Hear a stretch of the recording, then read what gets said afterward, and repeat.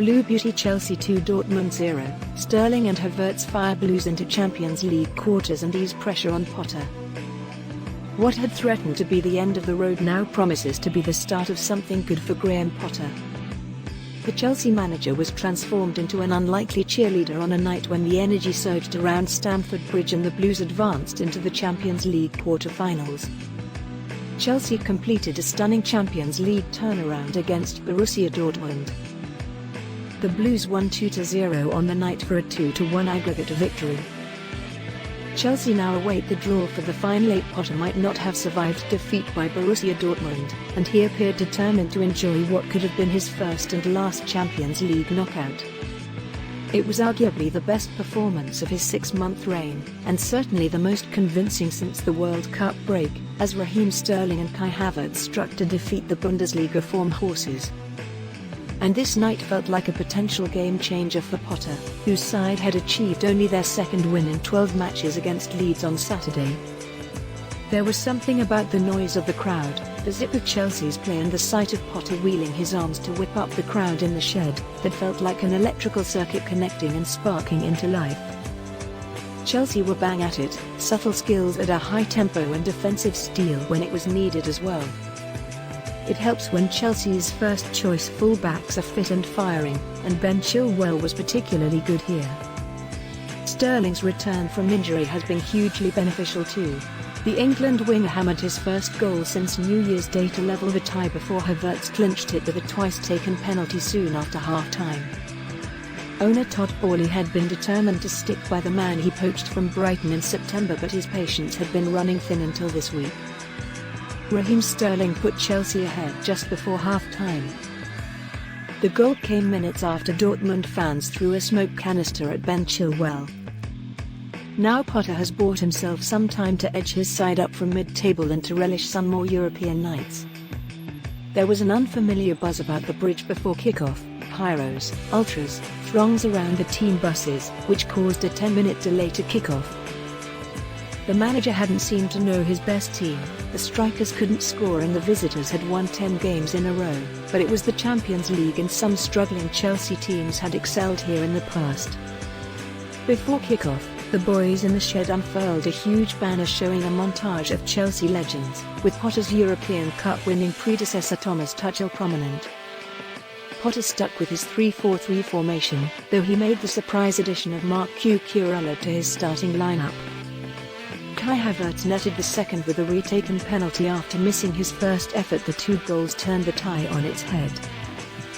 And it was Cucurella who won possession high up the field and fed Sterling, whose through ball sent João Felix wriggling through, only for Alexander Meyer to save at his feet. Potter was unusually animated from the off, but from the corner Kalidou Koulibaly skewed his header wide. Soon, Jude Bellingham lost the ball. Felix lofted a delicious pass to release Havertz, whose shot clattered into the side netting. Potter had demanded a wall of noise and he was getting a decent response, although the travelling German fans were giving it plenty of impetu. Kepa Arrizabalaga was called into action when he stretched to push wide a curling 25-yard free kick from Marco Reus. Graham Potter was delighted as his side reached the next stage. It was a good night for Blues owner Todd Boehly. Soon though, Havertz was desperately close to levelling the aggregate score. A Reece James centre was cleared to Chelsea's German forward, who whistled a shot against the inside the post. Chelsea were playing some neat stuff, Havertz going through his Dimitar Berbatov routines, Felix playing with a feline grace, manipulating the ball like a kitten pawing at string. Havertz had the ball in the net with a lovely finish, but it was clear that Sterling, who'd had the initial shot from a gorgeous Felix pass, had been offside. Dortmund were pinned back now. Felix had a shot blocked, Chilwell sliced one wide, then the deserved breakthrough.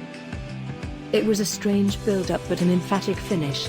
Chilwell evaded a wild attempted body charge to square it for Sterling, who duffed his original attempt a shot, won a tackle, then laced it into the roof of the net. The bridge erupted. Potter went potty. Chelsea were level and absolutely in the ascendancy. And straight after the restart, Chelsea had a penalty. Chilwell attempted a cross and fullback Marius Wolf handled as he turned away from the ball, a wolf in sheep's clothing. Ref Danny McEely was sent to his monitor by the VAR and pointed to the spot.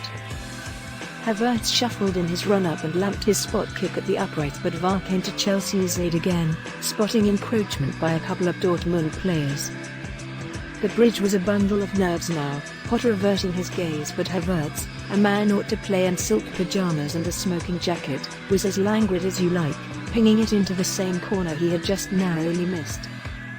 Havertz then started cheerleading the Matthew Harding stand, but Dortmund discovered some bite and verve. Bellingham shot wide from close range when he really ought to have scored, and Wolf whistled in a shot which Kepa was equal to.